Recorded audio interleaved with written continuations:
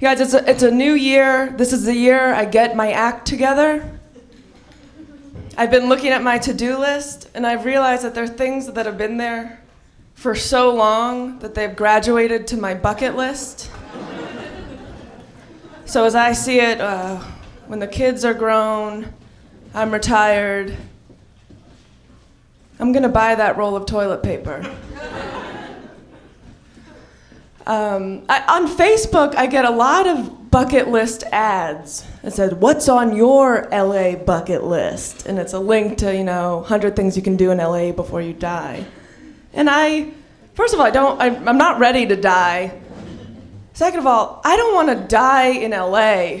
I have great plans of dying at the beach or in the mountains, and please don't let me die on the 101. That sounds awful.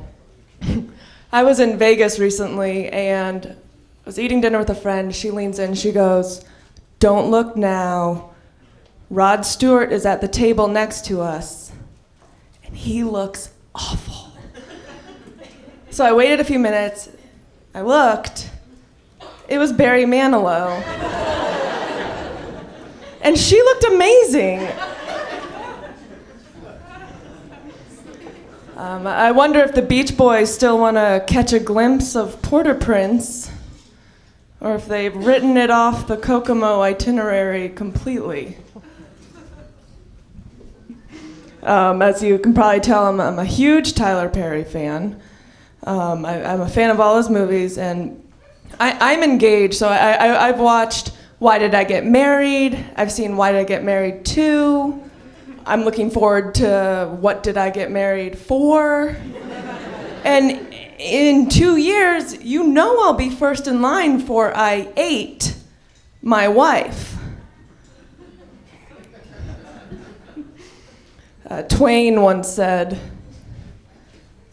"Who do you think you are? Brad Pitt? That don't impress me much." I was on a commercial audition the other day, and I was in the waiting room, and there was a kid in the room. He's about 6 years old, red hair, freckles, headshot in one hand. He had a sideways baseball cap, baggy t-shirt, cool baggy jeans, kind of had a little bit of an attitude. And we're both sitting in the same waiting room, and he looks at me and winks. 6 years old, winks at me. And part of me is like, okay, well, that's really funny. And the other part of me was like, Julia, don't fall for another bad boy.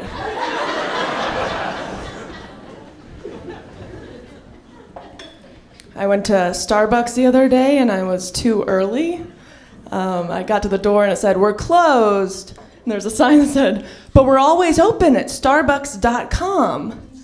And it's so frustrating because I drove here, I'm parked, I'm standing here. I can't take a dump at starbucks.com.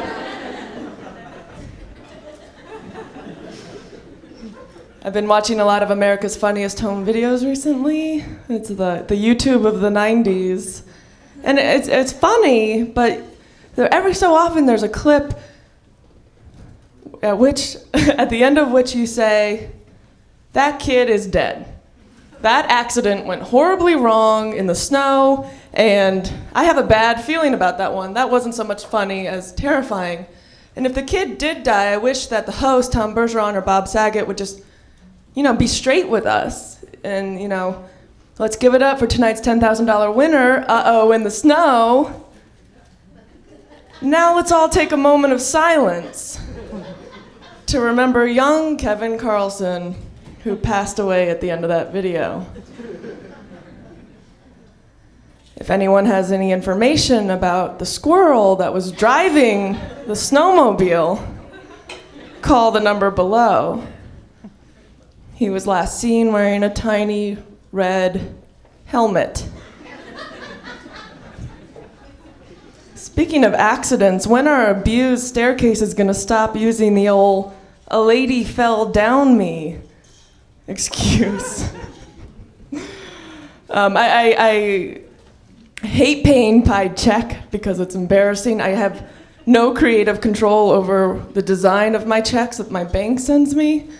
And I think I recently paid my rent with a check that had a watercolor of 2 puppies playing tug of war with a gym sock, which I don't think fairly represents me. And it made me wonder that, if these rich corporations, when they do the big check ceremony, if they get a starter pack of those big styrofoam checks. And I imagine the ceremony going something like, on behalf of the Annenberg Foundation, we are pleased to present this check for $500,000 to the Jewish Community Center.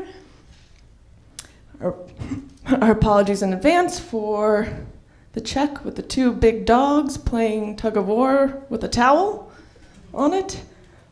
We forgot to restock the checks. Did you guys hear about the terrorist that tried to blow up an air mattress? It didn't work, and he ended up crashing on the couch.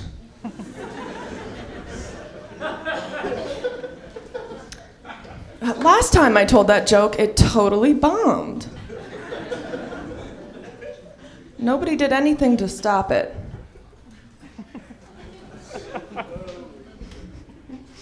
I live in Hollywood, and there's a billboard that says, it's a black and white photograph of a man putting makeup on a beautiful model, and it says, "Make up your career. Apply to the Makeup Institute." And if I wanted to make up my career, I'd stand here and tell you I was a nacho scientist.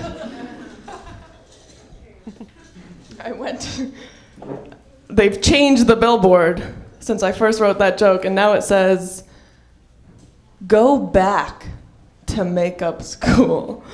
And it's the same picture. It says, "Go back to makeup school," which I ended up having to do after I failed out of the Tostitos Institute. I downloaded the new pregnancy app on the iPhone. You just download it, you pee on the phone.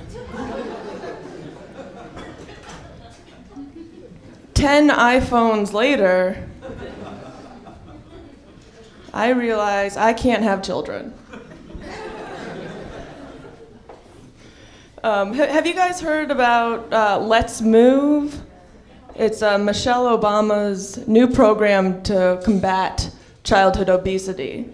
So basically, Let's Move is Michelle Obama's response to childhood obesity. It was also my response to that time a fat family moved into my neighborhood.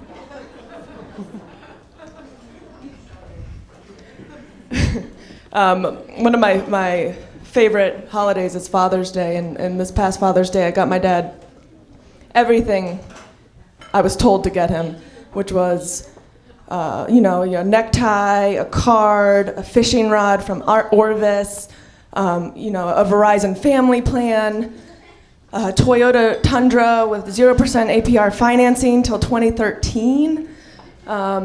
So I got my dad all this stuff. And unfortunately, my dad passed away when I was young, so I brought everything to his grave. He was buried at sea.